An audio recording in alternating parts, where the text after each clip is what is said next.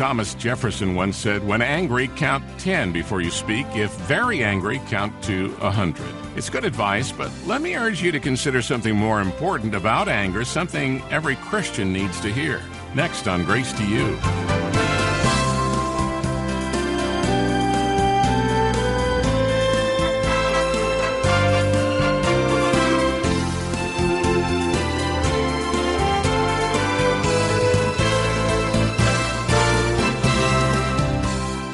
So what do you think? Is it okay to be angry when your child is defiant?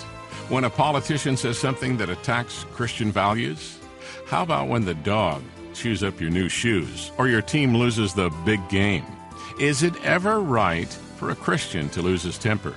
John Macarthur is here, president of the Master's College and Seminary, and he's examining those issues of anger today, as well as truthful speech, two crucial elements in The Portrait of a New Life. And that's the title of John Macarthur's current study here on Grace to You. Follow along now in your copy of the Bible or with the Grace to You Bible app on your mobile device. And here's John Macarthur to begin today's lesson. Ephesians chapter 4, verses 25 to 32. This is a very practical section. This is one of those sections that you really don't need me for. You can just allow the Spirit of God to convict you as you read it, and it says much in and of itself, but I'll do my best to guide a little bit of your thinking to help you to see the impact in its fullness. Verse 25 says, wherefore, putting away lying, speak every man truth with his neighbor, for we are members one of another. Be ye angry and sin not. Let not the sun go down on your wrath, neither give place to the devil. Let him that stole steal no more, but rather let him labor, working with his hands the thing which is good, that he may have to give to him that needeth. Let no corrupt communication proceed out of your mouth, but that which is good to the use of edifying, that it may minister grace unto the hearers. And grieve not the Holy Spirit of God, by whom ye are sealed unto the day of redemption. Let all bitterness and wrath and anger and clamor and evil speaking be put away from you with all malice. And be ye kind one to another, tender-hearted, forgiving one another, even as God for Christ's sake hath forgiven you. Now keep in mind that in verses 17 to 24, the Apostle Paul gave a general statement. And his general statement is simply this: Christians are to be different. You're to be different. You don't walk as the Gentiles or the heathen walk, verse 17. You don't walk in the blindness and the darkness and the hardness of heart and the insensitivity and the lasciviousness and the uncleanness and the greediness. You're different. You're different. You didn't so learn Christ. You put off, verse 22, the old man. Verse 23, you put on the new man. That's general. You're putting on a new lifestyle. You're putting on a new walk, a new pattern of living. So he gave that generality. Based on who you are in chapters 1 to 3, chapters 4 to 6 tell you how to live. You put off the old, you put on the new. Well, somebody might say, well, what do you mean, John, specifically? Well, he gets very specific in verse 25. This is where you need to activate your will. This is where you need to say yes. This is where you need to flip the switch that turns it on. The general statement, verses 17 to 24, and now the specifics right beginning in verse 25. And the first thing he does is this. He makes specific the general fact of changing from an old lifestyle to a new one. And he gives you 5 categories in which the change takes place. 5 areas of illustration.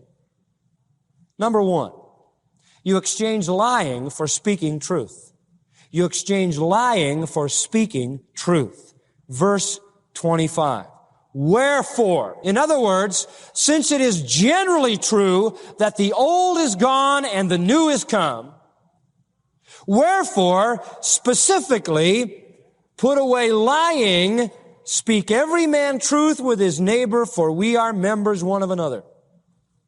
Now remember this. In Revelation, chapter 21, and verse 8, we read this.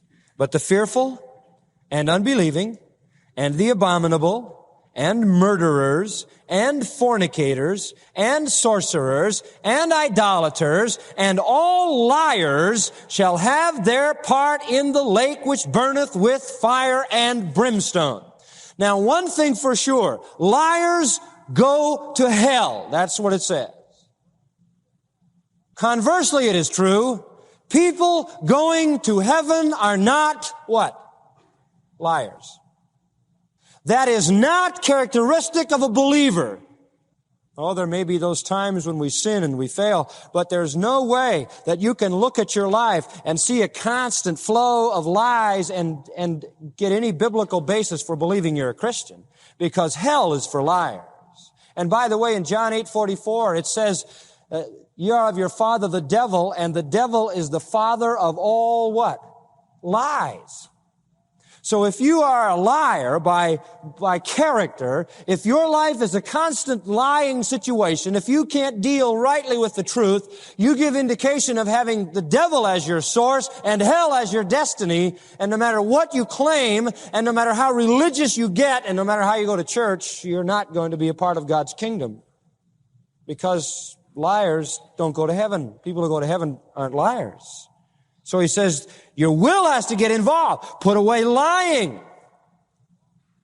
Speak every man truth with his neighbor. And by the way, that's a quote from Zechariah 8:16. Gives us a little insight into how Paul dealt with the Old Testament. He quotes the Old Testament. One of the chief characteristics of our human lifestyle today is lying. Do you realize that we have an entire world system based on lying? Can you imagine what would ever happen if for one day everybody in the world told the truth? We'd have World War III. If the truth ever came out about anything, if everybody all of a sudden decided to operate on truth, our entire system would collapse. We're to put away lying. We're to be different in that sense. The world, they're not different. Lying is everything to them. The whole thing is lawyers lie, doctors lie, teachers lie, preachers lie. Some preachers lie. Salesmen lie. Secretaries lie, bosses lie, advertisers lie, politicians lie, government lies, everybody lies, and it's what keeps the thing going. Nobody has to tell the truth. It doesn't work that way. That's not how the game is played. It's all built on lies. And if everybody had to tell the truth, the whole system would come down in a big collapse. You do what's expedient, and lying is expedient. It's incredible. People lie about the little things and the big things. It's just an entire way of life. It is the